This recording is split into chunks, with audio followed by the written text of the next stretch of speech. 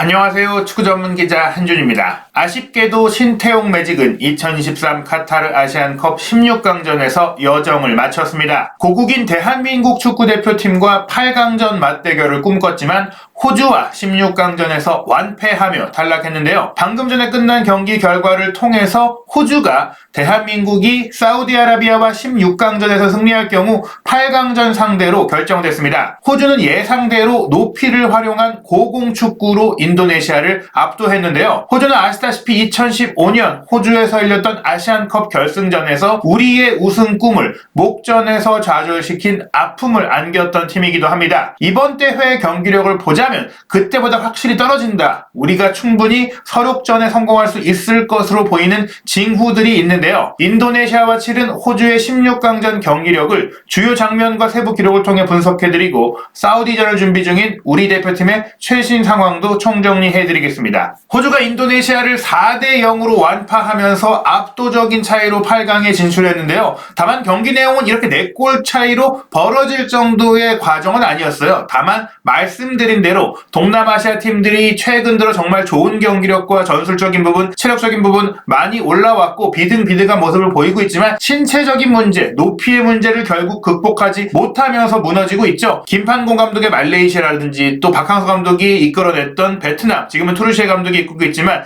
베트남의 경우나 이번에 인도네시아의 경우도 그렇고 이번 대회에 나선 많은 동남아시아 팀들이 좋은 경기를 펼치다가 결국에는 실점했던 과정들은 대부분이 크로스 패스에 의한 장신 공격수 혹은 키가 큰 선수들의 헤더 공격이었고 이날 경기도 인도네시아가 모든 골을 사실상 크로스 패스에 의한 배후 침투라든지 높이 싸움에서 밀리면서 이제 실점을 하게 됐는데요. 경기 기록을 보시면 슈팅 숫자는 7대5밖에 안 됐어요. 그런데 이제 인도네시아가 결정력에 있어서 크게 모자랐죠. 유효 슈팅이 하나밖에 없었고 반면에 호주는 이 7개의 슈팅 중에 4개 유효 슈팅으로 4골을 뽑아냈어요. 상대의 자책골 하나가 있었기 때문에 실제로는 모든 유효 슈팅이 득점이 된 것은 아니지만 굉장히 슈팅의 득점 전환율이 높았다라고 볼 수 있겠습니다. 볼 점유율을 보시면 51대 49로 아주 팽팽한 경기였습니다. 실제로 인도네시아가 빌드업 과정에서는 더 매끈하고 유려한 플레이를 보이기도 했었기 때문에 신태용 감독의 지도력과 전술적인 능력은 또 한 번 입증이 됐지만 제 아무리 신태용 감독이라고 하더라도 본질적인 피지컬의 차이를 극복하기는 쉽지 않았습니다. 실제로 2022 카타르 월드컵 아시아 최종 예선 당시에도 박항서 감독의 베트남이 좋지 않은 성적을 냈던 것은 결국 상대의 측면 크로스에 의한 고공 공격에서 자꾸 한 방씩 먹으면서 실점했던 부분들, 높이의 문제, 그리고 후반전 체력의 열세의 문제, 이런 부분들을 극복하지 못했던 것인데 이 경기도 스코어가 4대0이 됐는데 4대0 중에 2골이 경기 끝나기 직전 시점에 인도네시아도 조금은 이제 전의를 상실했고 체력적으로 떨어진 시점에 나왔고 그 2골 모두 크로스에 이은 헤더 슈팅이었다는 점에서 분명히 동남아시아 축구가 이 부분을 극복해야만 레벨업할 수 있다고 볼 수 있겠는데요. 우선 호주가 8강에 오르면서 만약 한국이 1월 31일 수요일 새벽 1시에 열릴 사우디와의 경기에서 승리할 경우에는 2월 2일 밤 12시 30분, 실제로 이제 2월 3일 0시 30분이라고 할 수 있겠죠. 이때 호주와 만나게 되는데 우리가 호주보다 이틀 이후에 경기를 하다 보니까 16강전을 준비할 체력 여유는 더 많았다고 할 수 있겠지만 호주는 이제 8강에서 한국을 만날 경우에는 한국보다 이틀이나 더 쉬고 경기를 한다는 점에 있어서 게다가 인도네시아와의 경기에서도 크게 사실은 체력을 소진하지 않고 가뿐하게 올라갔기 때문에 상쾌한 컨디션으로 경기를 할 수 있다는 이점을 가지고 있습니다. 대한민국 대표팀을 이제 카타르 월드컵까지 이끌었던 파울루 벤투 감독의 아랍에미리트도 이제 8강 진출을 노리고 있는데 돌풍의 팀이자 이번 대회가 아시안컵 본선 첫 참가인데 첫 참가에서 16강에 오른 타지키스탄을 몇 시간 후에 만나게 되거든요. 이 경기에서 아랍에미리트가 이길 경우에는 만약 또 한국이 호주를 꺾고 4강까지 오를 경우 또 아랍에미리트도 8강에서 이제 꺾고 올라오면은 이제 4강에서 만날 수 있는 팀이 될 수 있다. 또 이렇게 볼 수가 있어서 앞으로 이어지는 다른 아시안컵 16강전 경기들도 주목할 필요가 있습니다. 조별리그에서 일본을 꺾으면서 단숨에 우승 후보로까지 거론되고 있는 이라크는 1월 29일 월요일 저녁 8시 30분에 한국과 한 조에 있었고 또 한국에 충격을 안겼던 요르단과 경기를 펼치게 되고요. 개최국 카타르가 1월 30일 화요일 새벽 1시에 팔레스타인과 경기하는데 이 경기는 카타르가 쉽게 넘어서지 않을까 예상이 됩니다.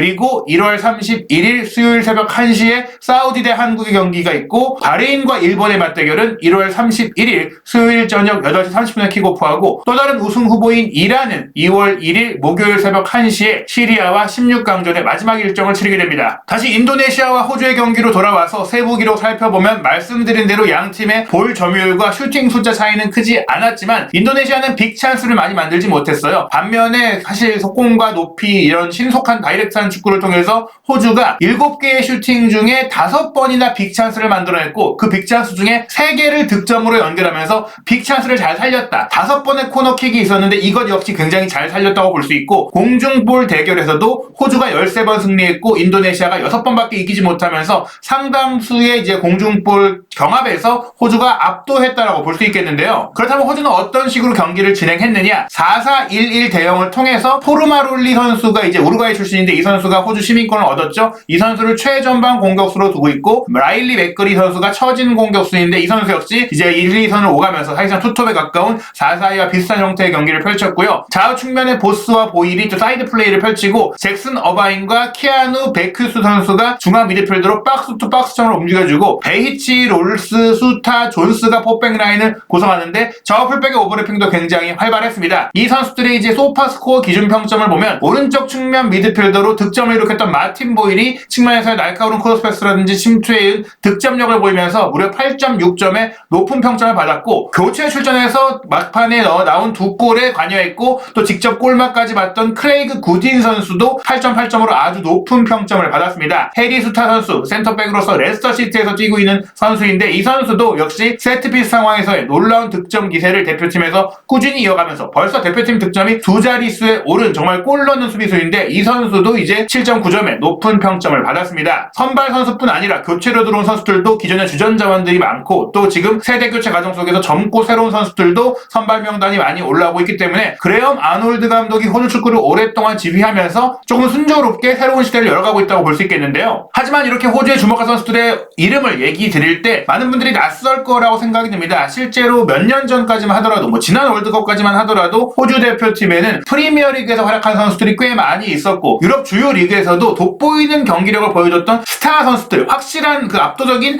리더가 있었는데 지금 호주 대표팀은 그런 선수들의 몇 명이 보이지 않습니다. 최고의 골키퍼이자 현재 주장인 매튜 라이언 선수 같은 경우도 지금은 이제 경력의 하향세를 맞으면서 유럽 5대 리그에서 밀려났고 현재 네덜란드의 아제트 알크마르에서 뛰고 있는 상황이고요. 수비라인의 수타 선수가 말씀드린 대로 수비수임에도 2자릿수 골을 26경기 만에 11골을 기록하는 놀라운 기록을 세웠지만 레스터시티가 현재는 잉글랜드 챔피언십 2부 리그로 내려가 있는 상황이라고 볼 수 있겠습니다. 중앙 미드필드로서 이번 대회 조별리그에서도 2골을 넣었고 이번 경기조차도 굉장히 좋은 플레이를 펼쳤던 잭슨 어바인 같은 경우도 독일 분데스리가의 2부 리그에 있는 장크트 파울루에서 뛰고 있거든요. 그 외에 이제 마틴 보일 선수 같은 경우도 스코틀랜드의 하이버니안에서 뛰고 있고 또 공격 라인의 크레이그 귀든 선수가 교체로 들어와서 좋은 모습을 보였는데 이 선수가 이제 32살로 대표팀 경기 숫자에 비해서 대표팀 내에서 이제 경험이 많지는 않은 선수예요. 다만 이 선수가 이제 사우디아라비아에서 뛰고 있다는 점에서 카타르에서 열리고 있는 이번 아시안컵에 중동 무대, 서아시아 무대가 조금 익숙하다라고 볼 수는 있겠지만 전반적으로 빅리그에서 뛰고 있는 선수가 없고 또 대표팀에서도 많은 경험을 쌓은 선수가 많지 않다. 어린 선수들 같은 경우에는 대표팀 경력도 부족하고 조금은 기술적으로 돋보이는 선수가 없기 때문에 호주가 팀적으로 단단하고 힘과 높이, 조직력을 통해서 좋은 플레이를 펼치고는 있지만 또 지난해 사실상 열렸다고 할 수 있는 카타르 월드컵 16강을 경험한 선수조차도 팀 내 스쿼드의 절반가량밖에 되지 않는다는 점에 있어서 어떻게 보면 호주 대표팀이 지난 역대 메이저 대회 월드컵과 아시안컵을 통틀었을 때도 객관적 전력상으로는 가장 떨어진다고 볼 수 있겠는데요. 이날 경기에 가장 돋보이는 활약을 펼쳤던 잭슨 어바인 같은 경우도 중앙 미드필더인데 패스 성공률이 63%에 불과했어요. 다만 크로스패스, 롱볼, 스루패스, 드리블, 슈팅 많이 움직이고 박스투박스로 움직이면서 공격 가담이라든지 과감한 플레이들을 시도하고 다양한 패턴의 공격을 시도한다는 점에 있어서 주목할 부분이 있긴 합니다. 게다가 공중전에서 승률 100%를 기록하기도 했고 지상 경합도 8번이나 하면서 절반 가까이를 승리했고 3번의 드리블 돌파 시도 중에 2번이나 성공하는 등 공격 침투 상황에서 어떻게 보면 이제 중앙 미드필드지만 미들라이커에 가까운 모습을 보이고 있는 선수라고 할 수 있겠고요. 오른쪽 측면을 지배했던 마틴 보일 같은 경우에는 역시나 72%로 패스 성공률이 저조했는데 그래도 3번이나 크로스패스를 연결했고 키패스도 한 차례 있었고 무엇보다 드리블 돌파를 7번 시도하면서 6번이나 승리를 했고 지상 경합에 있어서도 11번 중에 10번이나 승리할 정도로 공을 확실히 잘 지켜내고 운반하고 따내는 그런 모습들이 있었습니다. 있었습니다. 사실 이번 경기 인도네시아 입장에서 조금 아쉬웠던 게 경기 초반 10분까지는 적극적으로 달려들고 공을 향해 싸우고 공을 소유했을 때 플레이도 매끄러우면서 초반에 분위기를 조절했던 게 인도네시아였거든요. 실제로 전반 6분 허브너의 크로스에 이은 스트라이크의 문전 슈팅이 아슬아슬하게 빗나갔던 장면을 통해서 인도네시아가 먼저 득점에 근접한 장면들을 만들어내기도 했습니다. 하지만 조금만의 불운이 따랐죠. 전반 11분에 잭슨 어바인이 오른쪽 측면에서 2대1 패스를 시도하면서 흘러나온 공을 다시 따내고 저돌적으로 문전 우측을 파고들다가 시도한 크로스가 인도네시아 수비수인 엘칸 바고트를 맞고 굴절되면서 니어포스트로 흘러들어가며 골키퍼가 좀 막을 수 있지 않았을까 싶긴 했는데 이 득점이 자책골로 이제 인정이 되면서 호주가 이른 시간에 선제골을 넣었고 그로 인해 인도네시아가 좀 어려운 경기를 했거든요. 사실 그 뒤에도 인도네시아가 적극적으로 동점골을 노렸어요. 23분에는 사유리 선수가 오른쪽 깊숙한 곳까지 올라가서 뒤로 빼준 공을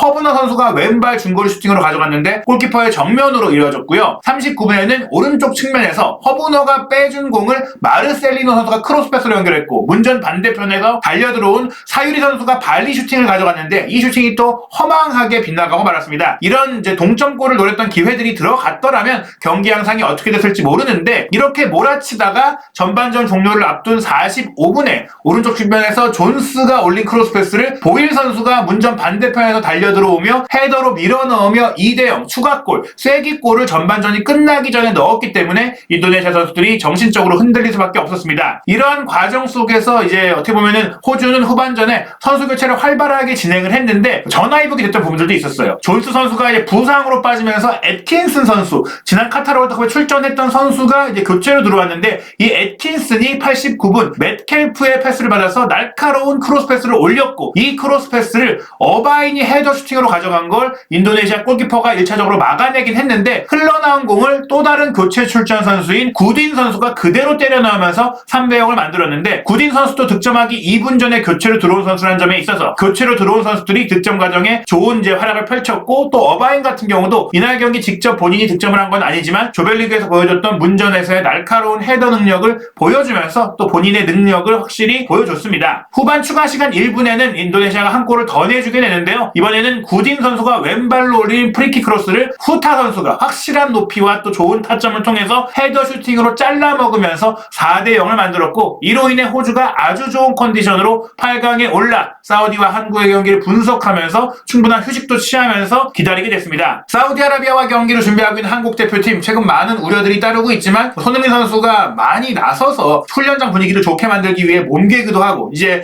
대한축구협회가 공식적으로 이제 훈련장의 뒷모습을 보여주는 인사이드 캠을 통해서 손흥민 선수가 조금은 우스꽝스럽게 과장된 몸짓으로 이강인 선수 특유의 페인팅 동작을 따라하는 모습도 보여주고 또 손흥민 선수가 골키퍼를 보는 모습도 보여주고 손흥민 선수가 황희찬 선수의 슈팅 훈련을 좀 끌어주는 모습도 보여주면서 손흥민 선수가 거의 선수경 감독이 아니냐 이런 느낌이 들 정도로 거기다가 응원단장에다가 오락부장까지 하는 거 아니냐 이런 모습들을 보이고 있는데 이렇게 열심히 캡틴이 리더가 팀 분위기를 바꾸기 위해 노력하고 있다 보니까 선수들도 부담을 좀 내려놓고 즐겁게 사우디와의 경기를 준비하고 있고요. 또 현지에서 들려온 소식을 보면은 부상에서 회복해서 지난 말레이시아와의 경기에 교체 출전했던 황희찬 선수와 김진수 선수의 몸 상태가 더욱더 좋아져서 사우디와의 경기에는 선발 출전뿐 아니라 풀타임까지 소화할 수 있을 정도로 몸 상태가 많이 올라왔다고 합니다. 실제로 우리 대표팀이 황희찬, 김진수가 빠진 이후 왼쪽 측면의 파괴력과 플레이 밀도가 떨어졌던 것들이 고전의 이유이기도 했었는데 이 두 선수가 풀핏으로 사우디와의 경기에 뛸 수 있다면 우리 대표팀이 한층 더 좋은 경기력을 보일 수 있을 것 같은데요. 다만 아쉬운 소식도 하나가 전해졌는데 아직 출전 기회를 얻지 못했던 특급 조커 문선민 선수가 훈련 중에 햄스트링 부상을 입게 되면서 이기재 선수와 나란히 사우디와의 경기의 명단에 들 수 없는 것으로 알려졌습니다. 이미 김승규 선수가 십자인대 부상으로 한국으로 돌아가 수술대에 오르기로 한 가운데 26명을 이제 최종 엔트리에 들게 할 수 있었던 아시안컵이잖아요. 다만 26명이 전부 다 벤치에 경기 엔트리에 들 수는 없어서 각 경기마다 3명이 관중석에서 경기를 지켜봐야 하는데 우리는 이미 문선민, 이기재, 김승규 선수까지 부상자로 이탈했기 때문에 사우디와의 경기는 이 3명의 선수를 제외한 모든 선수가 엔트리에 들어가게 됩니다. 다만 이제 김승규 선수가 이탈하면서 우리가 대체 골키퍼를 등록은 하지 못했지만 김준호 골키퍼 20세 이하 월드컵에서 활약을 했던 골키퍼죠. 이 선수가 훈련 멤버로 현재 함께 뛰고 있는데 사우디전도 함께 이제 벤치에서 보면서 응원할 것으로 보입니다. 한국과 사우디의 경기는 말씀드린 대로 2024년 한국 시간 1월 31일 수요일 새벽 1시에 열리는데요. 즉 뭐 쉽게 생각하시면 30일 화요일 밤에 12시 지나서 이제 경기가 열립니다. 이제 며칠 남지 않았는데요. 우리가 2022 카타르 월드컵에 아시안컵에서 좋은 역사와 좋은 기억을 남겼던 에듀케이션 시티 스타디움에서 경기를 하는 만큼 또 지난해 치렀던 사우디와의 친선 경기에서도 우리가 경기력적으로 앞섰고 또 1대0의 승리를 거뒀던 기억이 있는 만큼 좋은 성과를 통해서 8강에 올라서 또 호주와의 맞대결을 치를 수 있기를 기대해봅니다. 한국 대표팀 아시안컵에서 사우디와의 경기 어떻게 준비하고 있는지 또 사우디 대표팀의 전력은 어떤지도 꼼꼼하게 프리뷰로 준비해서 소개해드리도록 하겠습니다. 아시안컵의 모든 소식도 한준TV 구독, 좋아요, 알림 설정을 통해 새롭게 올라오는 영상들 놓치지 않으시기 바랍니다.